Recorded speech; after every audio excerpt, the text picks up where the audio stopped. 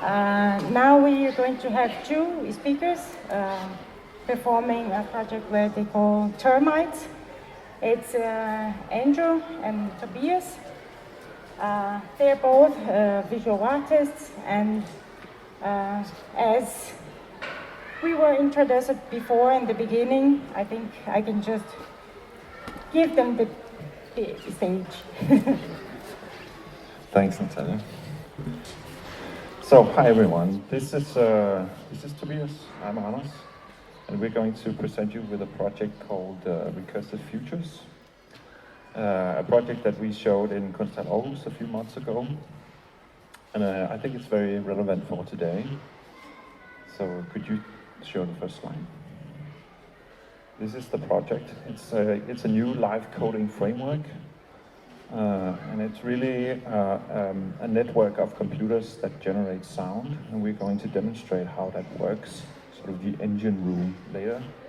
But I wanted to start by telling you where this idea came from. I was working on a project called the OUOS, the Oslo Urban Operating System, in September last year. And this project was, it's kind of like an urban intelligence, like a system that could produce new futures for the city of Oslo. And it was part of an exhibition project with 15 Scandinavian artists going to each other's cities. So Danes going to Norway, Norwegians going to Sweden, and Sweden's going to Aarhus. And the idea was that you made a project that was sort of about each other's cities. And I built this urban intelligence for Oslo. And while researching for this project, I was looking at sort of urban planning, like these 3D visualizations of future projects in the city. You've probably seen these before. They're like architects visualizing a new version of the city. And you have these 3D renderings, like virtual cameras flying over models of the city, right? Superimposed on the city, kind of to propose a more desirable version of the city. And I was looking at these videos, and something struck me, that every time I saw a video, the music seemed to be a bit off somehow. Either it was kind of like a very generic sort of electronic ambient kind of music, very mundane and unspectacular. Also, it was sort of like classical rock songs, for some reason, which was very weird. You see like a model of the future, and then the soundtrack is like Guns N' Roses, and no future really works with Guns N' Roses. So, of course, obviously, the link to Paradise City sort of has its own logic, but really, you don't want your future to be an Axl Rose future. And but all of this research, sort of, and these visualizations of these technocentric imaginaries made me think about what kind of music could actually work for imagining the future, right? And so all of these questions sort of became this instrument. And the question is, how do you make a music that sort of corresponds with this computational visual model? How do you make a music that's also, say, equally computational somehow? And this work tries to answer some of that. Tobias will tell you something about it. Okay, so this is the setup that we used at Kunsthal Aarhus. And as you can see in this image, Anders is sitting in front of a big TV, and there are two smaller TVs placed on his left and his right. Below each of the two TVs on his side are two computers, two laptops, and there are speakers connected to each laptop. And what is happening is that Anders is live coding here, and he is sending code to both these clients. So Anders is using a code client, and he's sending code to an end client. And when they receive this code, they execute it immediately. The code is sent through sockets, through a central server that we used. And that is sort of the basic setup that we used. So this is an example of the output on one of the screens to the left and to the right. What you see in this image, the background is an image from Elon Musk's idea of colonizing Mars and what it might look like. And on top of this, there's a layer, which is this sort of pixelated layer of formations that somehow correspond in different levels to the image behind it. So the top layer is made from Langton's ants, which the system is based on, and we will get into what that means. But this is an example output of what it looks like. Here's another example. The image behind the ants this time is Ray Kurzweil. Some of you may know him. He's quite excited about the future and AI. And in this image, he is holding a rock that he thinks could potentially be more intelligent than all of mankind. So he's quite far out. And again, in this image, we have a top layer of ants moving across the image. And they actually, the way that they move will depend on the image behind it. But we'll get into that.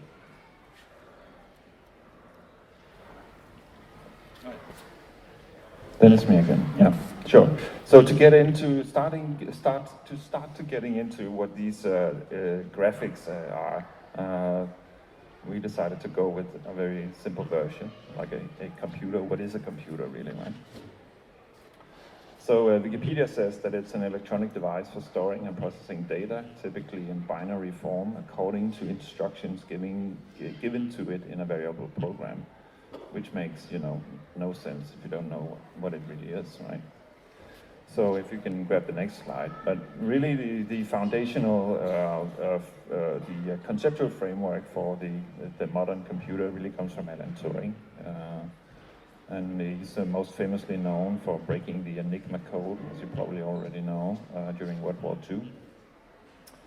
But he's also known for making this very simple device, which is a symbolic machine that perfectly describes all processes going on inside computers. Actually, he is the reason why computers look like they do today. He invented this thing he called the universal machine. What you see here is like a mechanical device, but his device was symbolic, actually. It's a conceptual model. But this is good because I have now something that I can point to. Imagine a tape that's infinitely long, and on this tape there are sort of discrete cells, small compartments. And every compartment can store the value between 0 and 1. You guys all know the zeros and ones, right? On top of this tape, Turing imagined like a scanner head, a small camera, a seeing device that could read what was on this discrete cell, this particular compartment it was standing over, and could interpret this state, this awareness that it had, to a particular instruction in an instruction set. So imagine this scanner head standing on top of one discrete cell, reading the value of 0, and then executing part of an instruction set. Maybe writing a 1 instead, and maybe moving 2 cells to the right, or maybe just leaving the 0 and moving 1 cell to the left. This is the very simple conceptual device that he came up with. It really actually only does these things. It reads, it writes, and it moves. And this is what goes on inside of a computer. It iterates. It ticks through all of these cells, and it branches conditionally according to what it's reading. Iteration and conditional branching. That is a computer, right?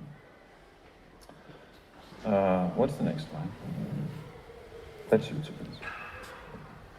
Okay, so I'm gonna try to explain what Langton's ant is. Langton's ant is a universal Turing machine, although a bit different than what Anders was just talking about.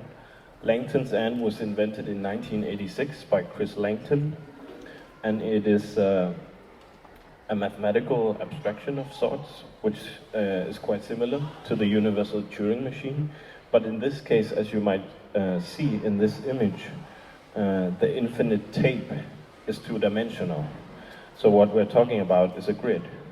So it's a two-dimensional Turing machine. And Langton's ant operates according to very simple rules, much like the Turing machine that Anders just talked about. So in this case, what you're seeing in the background is a Langton's ant operating with quite simple rules. When it's at a white square, when it reads a white square, it turns 90 degrees left, flips the color of the square, and moves forward 1 unit. So read, write, and move. The other one, of course, is when it sees a black square, turn 90 degrees right, flip the color of the square, move forward 1 unit. Langton's ant is a universal Turing machine. It can compute anything that any other Turing machine can compute. Yeah. So on top of this, there's something called termites. Termites is yet another abstraction on top of Langton's ant, and the termite operates with a given state. So in Langton's ant, the ant operates only from what it sees on the grid and according to its rules. But with termites, they have a state within them that decides what rule set they execute. So this could be an example of the read, write, and move rule set. So in this case, if there is nothing, print 0, go right, and then jump to the next state. And then jumping to the next state, there will be another kind of rule which will describe the next step. So it's this read, write, and move, and having an inner state.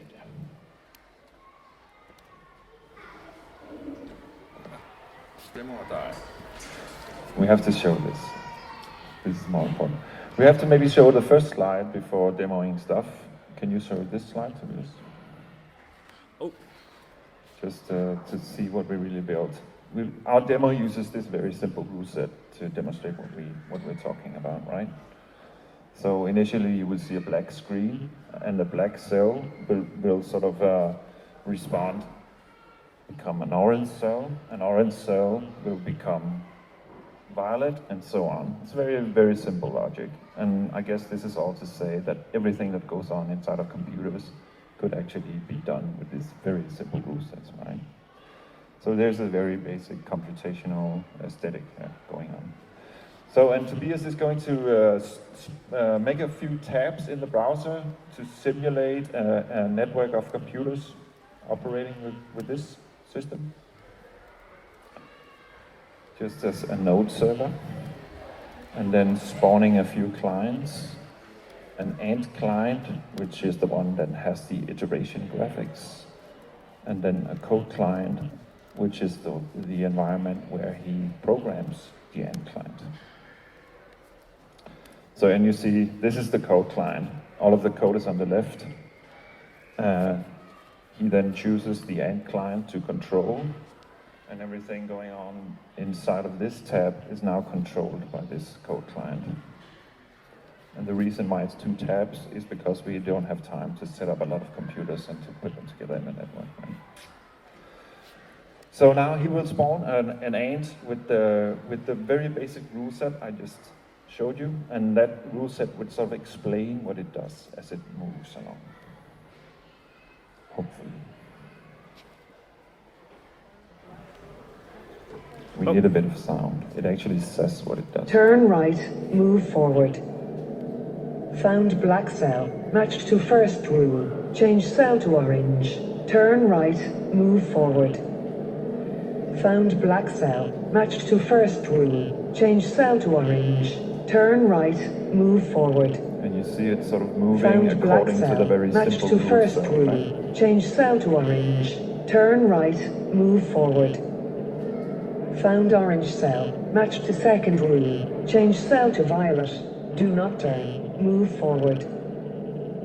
Found black cell, matched to first rule. Change cell to orange. Turn right. This is very simple move to follow. forward. I hopefully it is very Found simple black to follow. cell, matched to first Now rule. the interesting part Change cell becomes to where you can orange. start to Turn program right. this rule set, right? You can can sort of spawn other ants with different kinds of rule sets. Do not turn.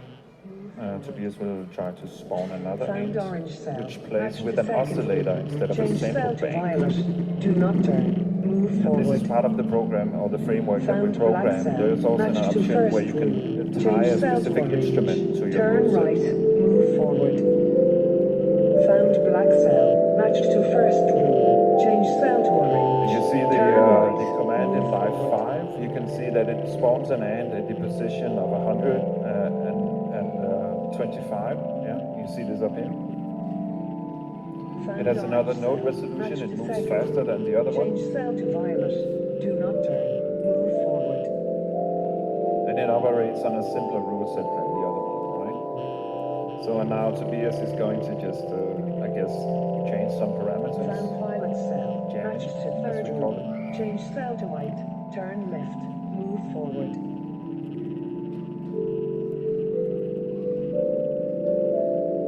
Found black cell. Matched to first row. Change cell to orange. Found black. Turn right. Matched to first row.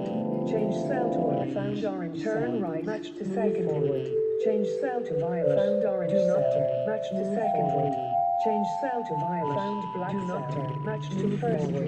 Change cell to orange. Found white. Turn right. Matched to first row.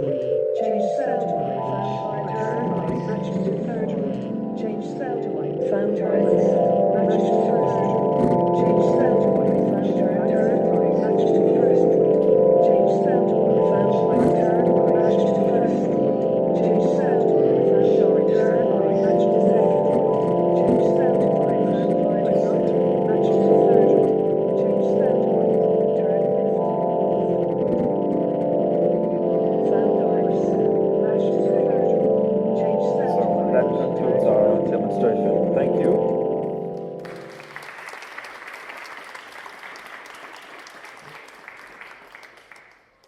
Thank you, Tobias and Hannes. I'd like to know if there is anyone with questions for them right now.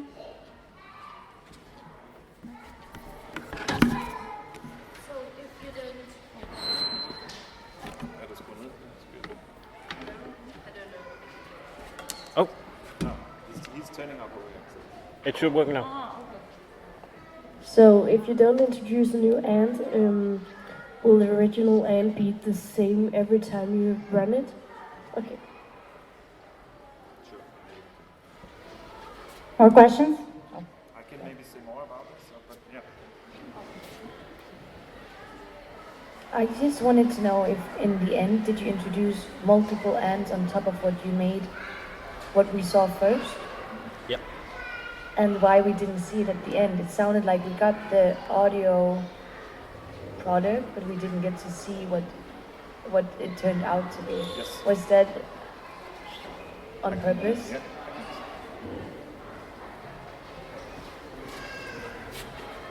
So this is the demo version. So it's a very simple version of it, and all of the states in this two-dimensional grid are all black initially, which means that it takes a long time before you can see kind of a configuration of this. The first images you saw, they were spawned on top of images. So that means that the image becomes like an initial state that you iterate over. Means that they're moving a bit faster as well. And sometimes we spawn like 100 ants in one go, and you get this really fast growing configuration, right? So, but maybe also to talk about your question, is it that I just want to say that this is sort of the engine of the sound generator. That's really that this very basic computational aesthetic is what drives the sound generation, right? So yes, if you don't spawn any ants, then you get no sound.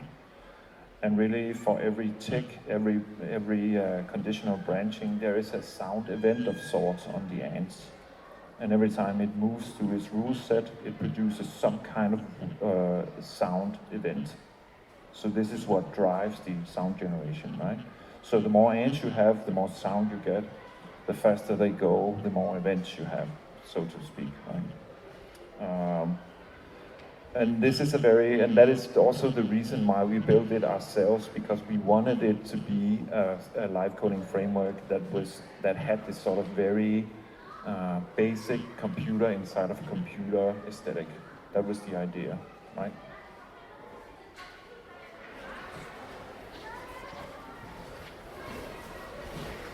So it's just fascinating to see how you've taken such a simple thing like lines and sand and made something really wonderful out of it. I was just reminded of a project I saw once. Carsten Schmidt, also known as Toxi, he's contributed a lot of libraries to processing. Yeah, I once remember him giving a talk, and he was talking about a project he made at the Victoria and Albert Museum. And he had employed someone like the same simple strategies to make some really wonderful music. And he said he just put it into motion and it would just perpetuate from there. And all of a sudden he found himself realizing that he heard the most wonderful music in his life, but he was not able to replicate it. It was just there and he was unable to capture it. So even though like Lines and Sand being very deterministic, have you made any thoughts about all of a sudden if something nice emerges, would you be able to capture it? Or are you just thinking, this is here right now and then let it dissipate?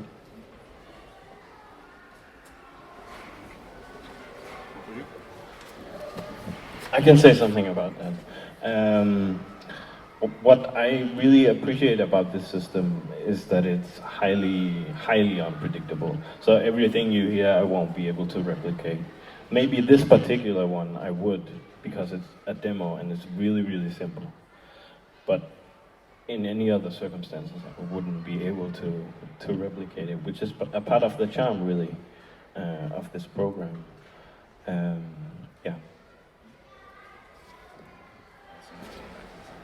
And of course, you know, with all generative art, really, you could always go old school and make the screenshots and record the concert, right? But there is something about these generative systems that I actually meant to just iterate, let's say infinitely, right? That's part of the charm, part of the idea of the project. We have one more question. Just on that note, I thought the whole idea about capturing stuff also, I think you said about, you know, you wanted to replicate how old computers work and stuff, right? So I was thinking like, that's kind of like the old consoles, right? You could also play a game, or you could program a game, then you could play it, and as soon as you rebooted the system, you have to program the whole game again, and it would take a lot of time, right? So it's kind of the same idea here, I see, or I think. I don't know, it's not a question, it's more of a comment. So yeah, yes, exactly. I mean, yeah, and it's starting over. At least so far, we haven't made a save function for the code client yet, but you could, I guess, right? But every time you start an iteration, you're going again. So, but yes, it is actually not old school. It is how computers are still working to this day. It is still to this day how computers work. Right? Maybe the last one. This is the last one. Last question. I was just wondering about the music that is generated. Does that start out in a certain state and then is iterated, or is there more created along the way as the amps go along?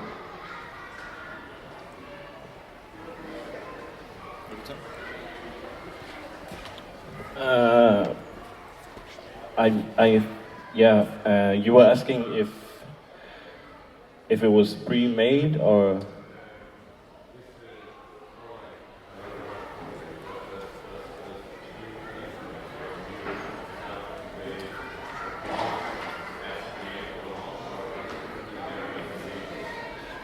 They don't appear if we don't actually spawn them. So they're not just coming out of the blue. It's highly under control, but you can do something quite funny and interesting by setting intervals and loops that create ends iteratively. So everything goes really out of control. That would be a different way of doing. And also in terms of instruments, actually there are some predefined instruments that they are using initially. So that the oscillator you just heard is kind of predefined, just to have something to go on. But everything is tweakable. every instrument is in a class of its own, classes as Esther was talking about. So you can build and spawn your own instrument, or you can use the default one initially. Yeah. Thank you, Tobias and Hannes. And yeah, today,